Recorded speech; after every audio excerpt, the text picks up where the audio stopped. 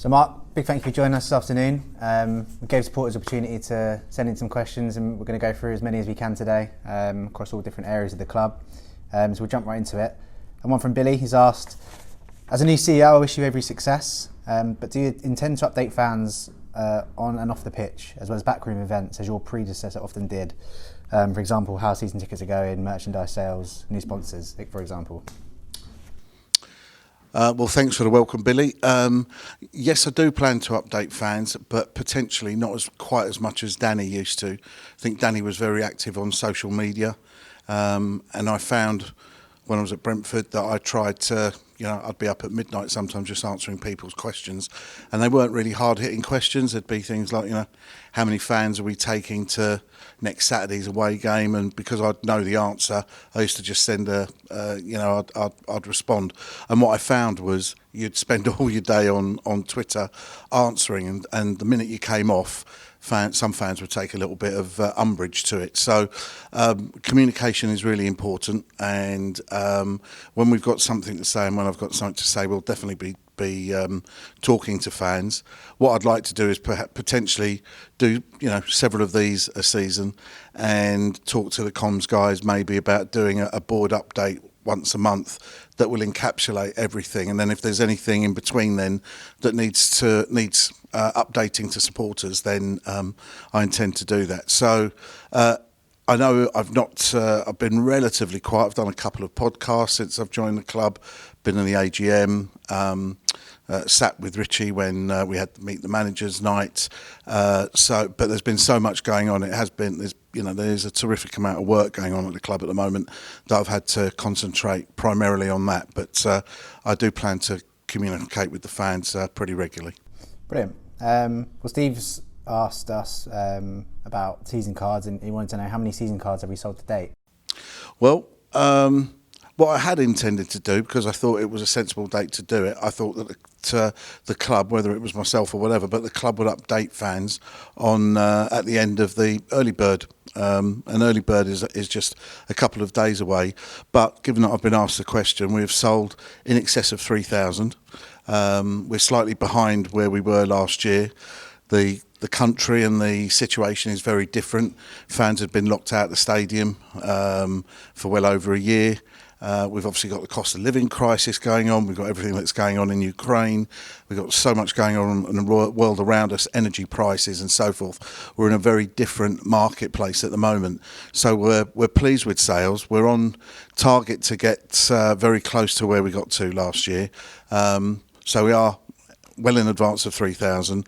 I suspect that we will end up somewhere close to 4,000, particularly when fans hopefully get excited about some incoming names that we've yet to talk about. In terms of season cards, you mentioned the early bird there as well. I think it's just worth hammering home the point. Early bird this Thursday, as well as a seat renewal deadline. Yes, so the early bird, just to remind everyone, early bird comes to an end at 5 p.m. on Thursday the 30th of June.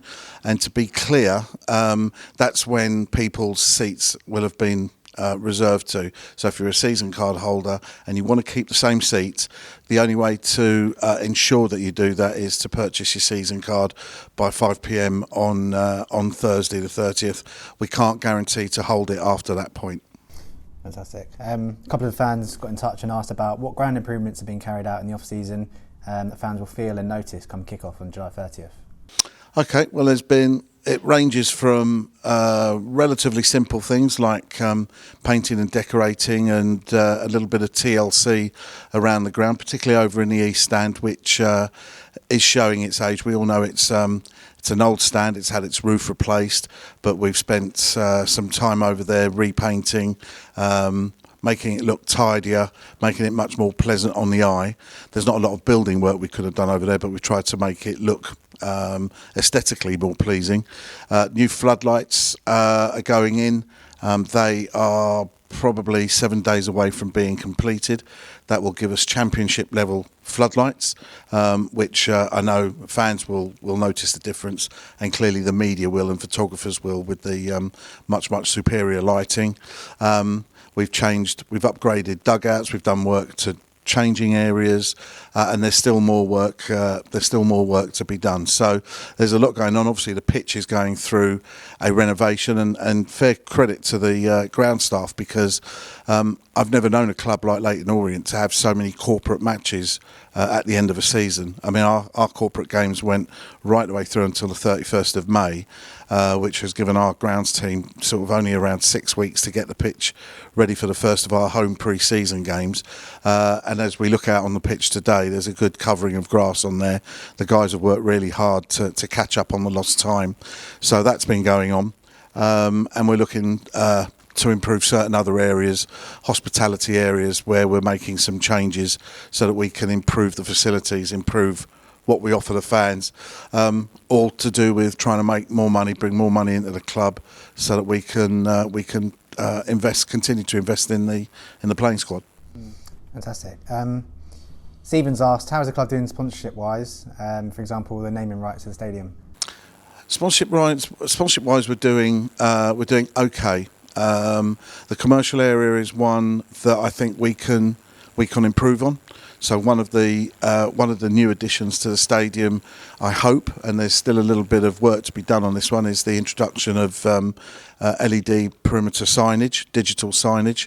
I think I've made it clear before, when you talk to businesses, particularly those in the South East and London, they are looking for more and more digital assets to work with, and if you don't have them, then they may be local companies, but they'll look to spend their marketing budget elsewhere. That's the reason why the guys have introduced a much enhanced website, a brand new app, and when we get the digital signage in, it will really allow us commercially to, I believe, generate a lot of additional revenue. I brought in the signage at Brentford, albeit Brentford were in the Championship at the time, but Griffin Park was an old stadium, definitely much the worse for wear than Brisbane Road, and it totally transformed the commercial performance at Brentford, and I believe we can do the same here. So we're also dealing with our head of commercial is leaving us, so we're in the process of recruiting a new commercial manager. And I believe we've got the right person coming in there. I can't say a lot more now, but I'm hopeful of bringing in a really high quality candidate to come in, step into Josh's shoes, and to help us really build forward commercially. So naming rights were mentioned. We still are looking for a naming rights partner. We've had a couple of offers which we didn't think were quite right for the club, so we're going to continue to look at that area. We've obviously got all of the shirts. We've got a new back of shorts sponsor.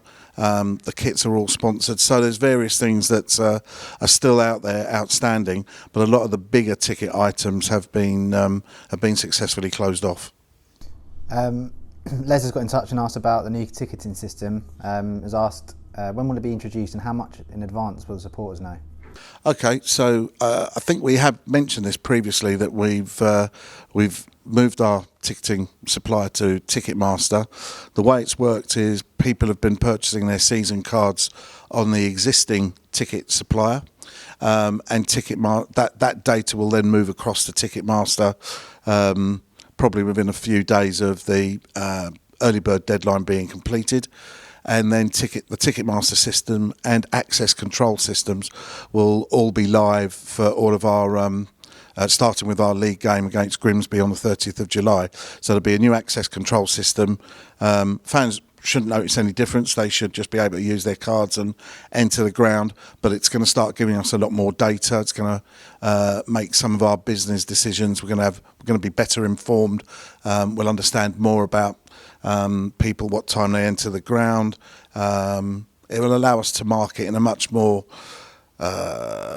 targeted and focused manner than we've been doing previously. So I'm delighted that the board have agreed to allow us to install Ticketmaster, and we've reacted. Obviously, we've taken on board a lot of the criticism that fans gave us last year. So Ticketmaster are market leaders. So what I would say to the gentleman there is that it's upon us. You'll be using Ticketmaster pretty much as soon as the season starts.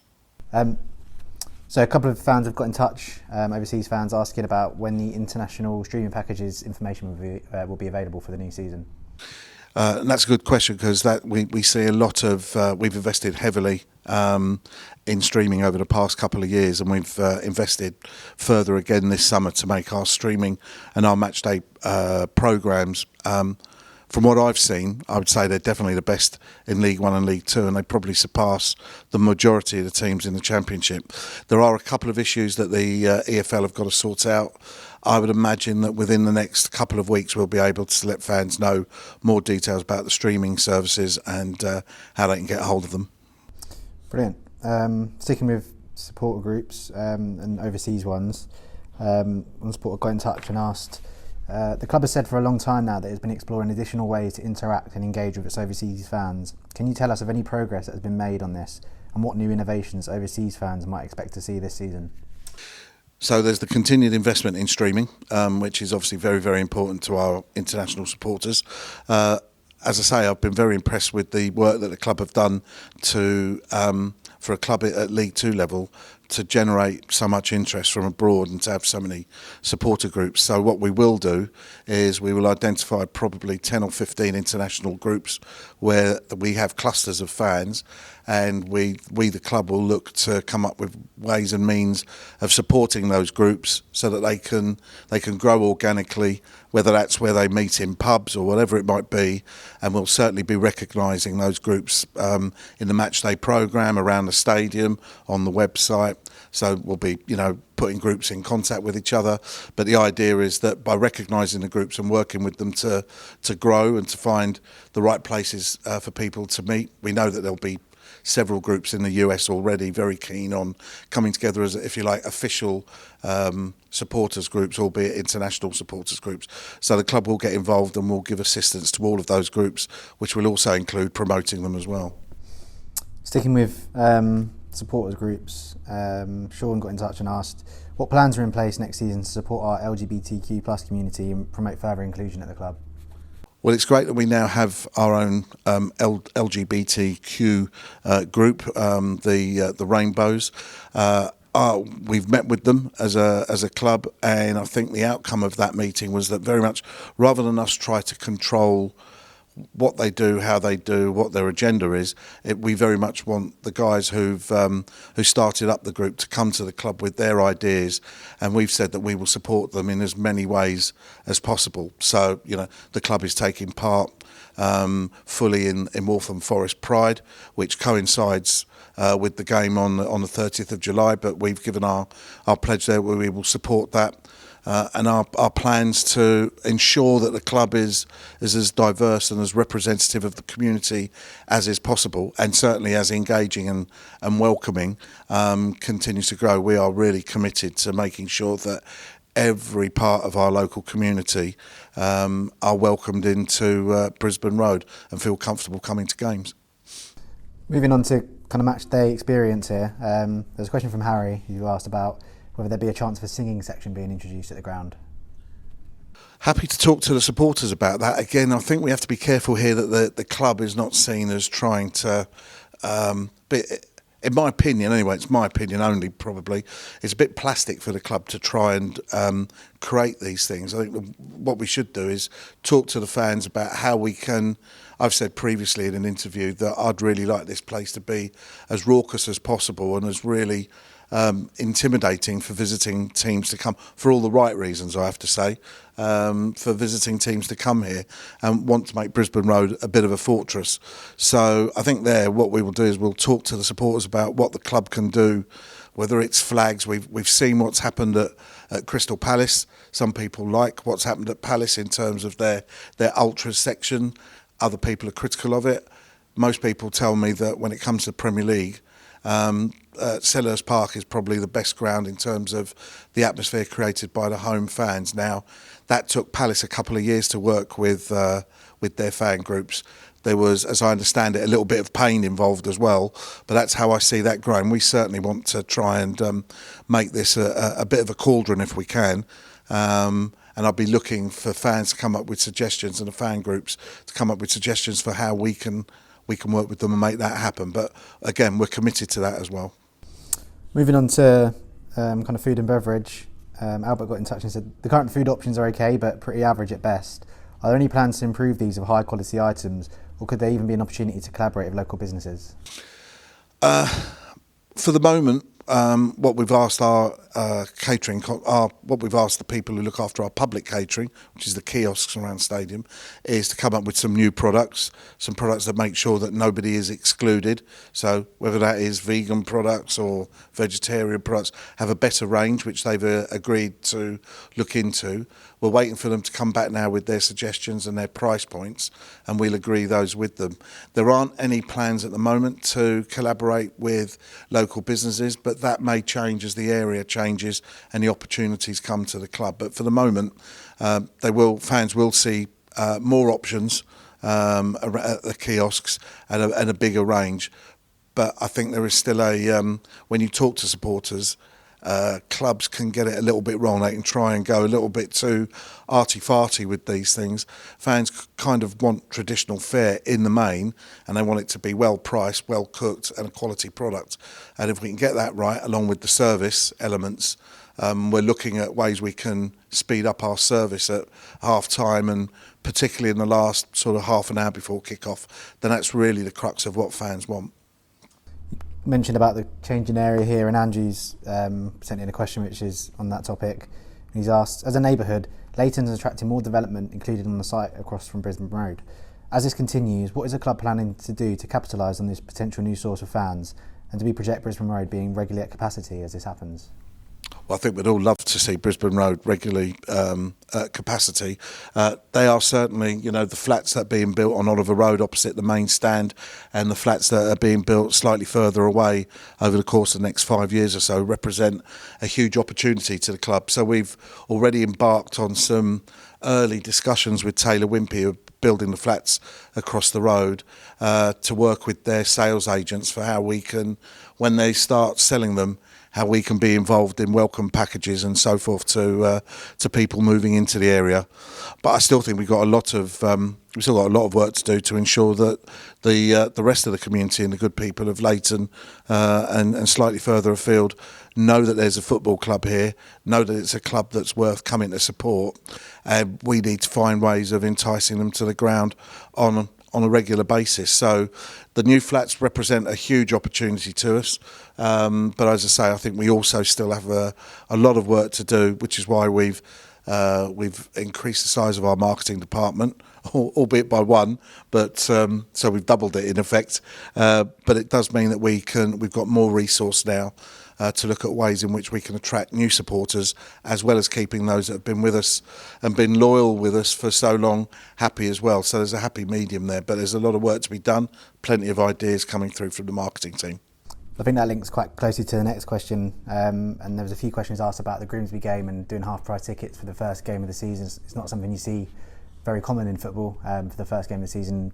A few people have asked what the thinking was behind that, and a few season ticket holders perhaps saying that it makes them feel that the value of the season card isn't as high. Well, so my first comment is, as far as I'm concerned, our season card holders are always our most valuable customers. They're the people that put their money where their mouth is, their money up front at the start of the season before they know how the season's going to pan out. And we will always make sure that they are our absolute priority. The half price idea came from the marketing department, who were quite right. It's the 30th of July. Schools will only have been on holiday for a week or two. There will be lots of people away. Lots of people who've bought season cards probably won't be able to attend the game either. What we wanted to do was to make sure that, given those facets, given the cost of living crisis that we've got and the increases in energy, that we did our bit to just kick the season off on the right foot, to give Richie and the team what we really want to achieve is a full house here. And I'm not too worried about, some fans have said, well, Grimsby fans will have come in any case. Well, that's lovely, and it'd be great to have them here, and hopefully they'll come here and spend a few bob in our kiosks. But I'm just focused on the home areas, and what we really want to give Richie and the players is a full house. And we felt that coming up with a one-off offer, half price, just to get the season off on the right foot, so that when the players run out, they see the stadium full, great atmosphere, hopefully produce a winning performance and really get the season off on the right foot. So that was the thinking behind it. we will do promotions throughout the season aimed at, and a lot of those will be aimed exclusively at season ticket holders, giving them the opportunity to bring friends, families, colleagues to the ground. But we'll continue with our football for a fiver, couple of games a year. The intention is definitely not to erode the value of a season card. And remember, the season card doesn't only get you in cheap or cheaper, but it does give you other benefits as well that people don't get from buying a half-price ticket. So the thinking was a full house, get the season off on the right foot. We're sure that Grimsby fans will be super excited about being back in the Football League and will want to travel to London for their opening game of the season. And I want to make sure that we've got as many Orient fans in the ground as is possible. And we felt that was just a nod to trying to achieve that, but also allowing for the fact that the economy is hard. It's hard for people at the moment. Anything we can do to help from a price point of view, we think is the right thing to do as well. Touched a bit on season cards there a couple of times. David's asked about when they'll be available for collection. That's a good point, and I don't actually have that answer now. We will be looking. We would want to have those available by about the third week of July, and that's when obviously we'll have had the data transferred from one ticketing system to the new ticketing system. We then make sure that everything works, and then we can make them release. So I would think they would be ready, hopefully no more than a fortnight before the season starts. There's a couple more questions kind of around the retail side of things, so I'll just fire a couple at you here. Why were there, it's more ticketing actually, but why no under 11 season tickets and such high kids ticket prices in the West Stand? It's not really encouraging or supporting families there. Well, we still got we accepted that maybe we got it wrong when we took away the £49 under 11 price. I certainly listened to a couple of fans that emailed me and came to see me, made very passionate cases for the inclusion and for the £49 price point to come back in. So we did that. I think we put our hands in the air. Said that maybe we'd gone a bit too far with that. The rationale was that we have noticed that there's quite a lot of £49 season card seats not being used. Some fans use it to keep a space beside them. So now people who come into the community stand will benefit from the £49 is still available over in the community stand. And I actually think our prices throughout the stadium for a London club, for both kids and adults, and a range of concessions that we've got, is actually we represent pretty good value for money. At the end of the day, we've still got a business to build here. Fans want us to be able to invest in the club. The club still loses money. So I think I would disagree with the comment about there being high kids prices. I think you can come and watch a game here. A parent and a child can come here, and it's pretty cheap to come and watch a game of football here. The West Stand has got the best facilities. That's why the West Stand is more expensive. We made the decision not to increase the prices in the East Stand, but to put the price up marginally in the West Stand for adults, because I think it's representative of the facilities we've got in this stand versus those over in the old stand. So I think our prices are very fair, and I would ask fans to bear in mind that we do have a business to run. We do want to keep investing in the playing side.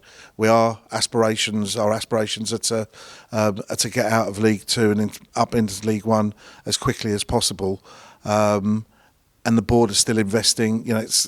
This year, my job is to reduce the loss from, it'll be around £2 million, try and get that down much nearer to 1.2 or to £1 million. So we're still not making any money even with the prices we've got coming in. So it's still important that we charge what we can. But as I say, I still think that our prices are incredibly fair based on a London football club. Just one other question on season card prices, and this is around the Legends Lounge from Jay. He says, why does a Legends Lounge season ticket cost £699 for the season of 23 games, whereas an individual game costs £30 per game, which works out at £690? As a non-drinker, I'm not interested in the pie and pint argument either. I'll pay up front so you can budget for our promotion, but my support should be both ways.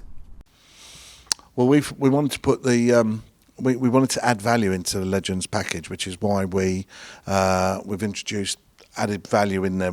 The West Stand still has a very weird configuration. One of the things we talked to we talked to some of the Legends customers about it, and the fans who use the Legends Lounge, and they wanted a little bit more for their money and accepted that they might have to pay a little bit more for their season card. So again, I think we've put the price up there, but that's reflected in. It doesn't have to be a alcoholic drink that you get. You still get soft drinks and a pie included in the price. And I think for our premium individual fan package, I still think it represents, when you think about where the seats are situated and so forth and the access, I still think it represents really good value for money. There was another couple of fans sticking with the Legends Lounge asked about handrails for the Legends Lounge and whether or not that was a health and safety issue, and would the club look into it? I need to understand more about that issue really. So I'll probably talk to our operations people about that particular issue. If there's anything there that in any way, shape or form is unsafe, then rest assured that we'll put it right. Whether or not you can give a commitment that the East Stand will only be closed for EFL Cup home matches. If we are drawn at home for any league or FA Cup games, I hope the club respects the East Stand season card holders, many of whom are very long-term supporters of the club, and keep that open.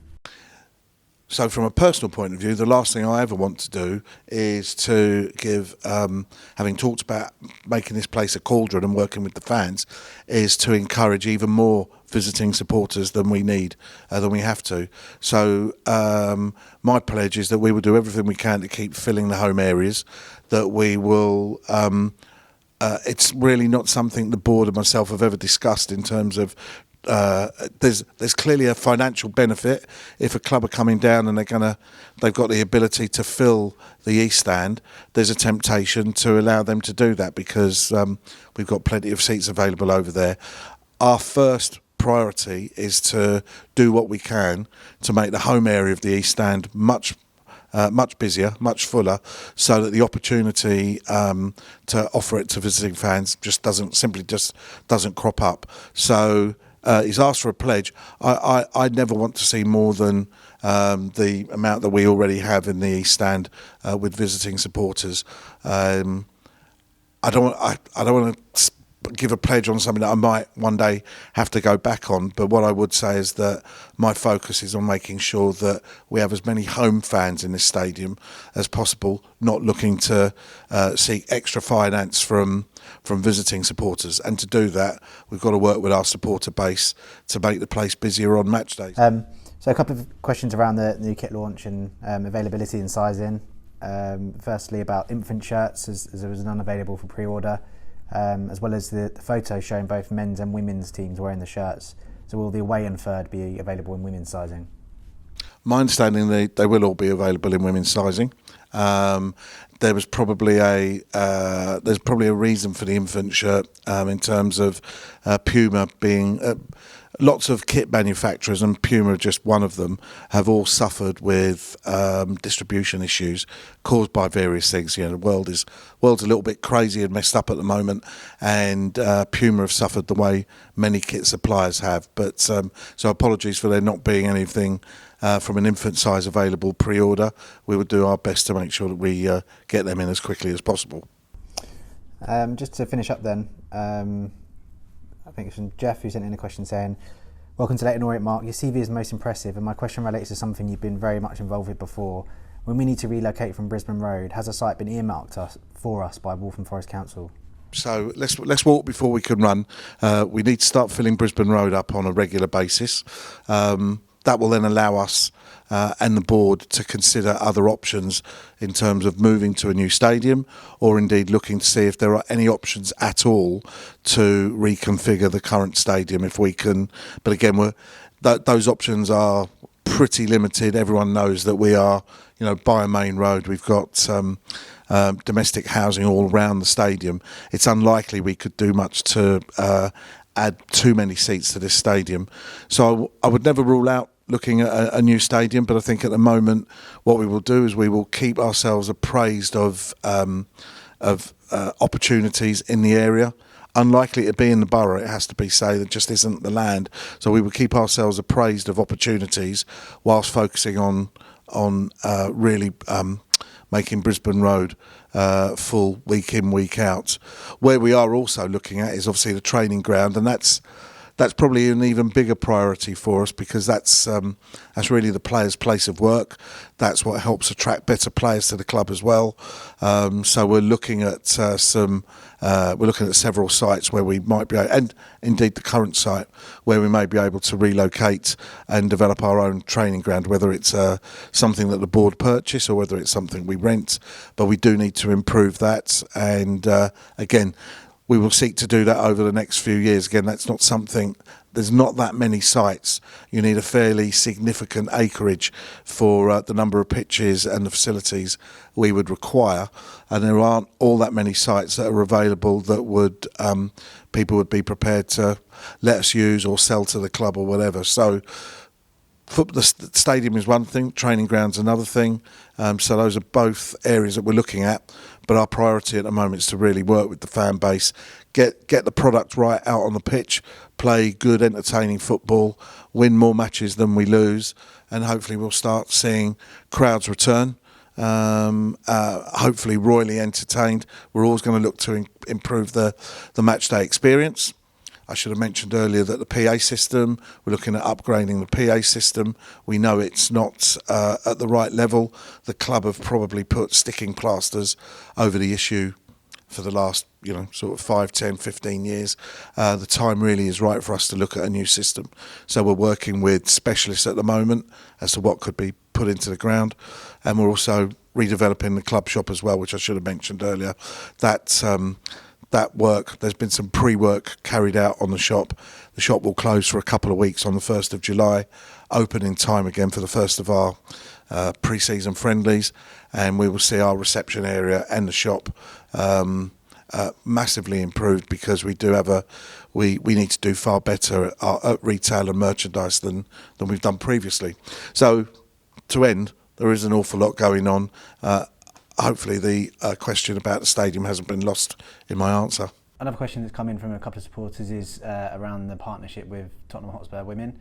If you're able to kind of outline the benefits we'll see from that partnership. Yeah, so the first thing to say is it in no way, shape or form does it diminish our interest in growing our own women's team. So we're looking to continue to support Olivia and her team and her players as much as we can as they seek promotion up through the various leagues. The Spurs opportunity came to us. They, for whatever reason, were looking to move away from where they've been playing their women's games. We're pretty much on their doorstep, and the opportunity came for us to host them. It brings with it some financial benefits. A big benefit is also that we hope that to have a fully hybrid pitch installed next summer, which will make the pitch, take the quality of the surface. It will be exactly what Richie is looking for, allow us to play the type of football that Richie wants, and it will be robust and it will stand up to the ladies playing as well as our first team here. I can assure fans that Orient's first team matches take absolute priority. That has to be part of any agreement. That EFL wouldn't have agreed to us allowing Spurs Women to play here if we hadn't insisted on that in the contract. So there are financial benefits, there's the pitch benefit. We also have been able to agree some small marketing agreement with Tottenham that will help us focus and target fans from not only Spurs but Arsenal and West Ham when the World Cup comes around and there's no Premier League football for a couple of months. We will have no problem whatsoever in welcoming fans from those clubs for their fix of football. Where better to come than down the road to Brisbane Road? So it will give us an opportunity to market to those supporters as well. And as I've discovered, there seems to be quite a lot of there seems to be quite an affinity between Spurs fans, or the ones that I've met, and Orient. There's definitely a lot of them like to say that Orient is their second club. They got no issue, and actually coming to a game now and then would be something that they would definitely consider doing. So I'm hoping that they might come more often than now and then, but certainly it gives us a marketing opportunity as well. So it's finance, pitch. It's allowed us to enhance certain areas of the stadium as well that we couldn't have done without Spurs coming in. So it's a pretty good deal for Orient and for Spurs as well. Many thanks to all the supporters for sending in their questions. Keep them coming throughout the season. I'll try and be less invisible and more open to communication with the fans.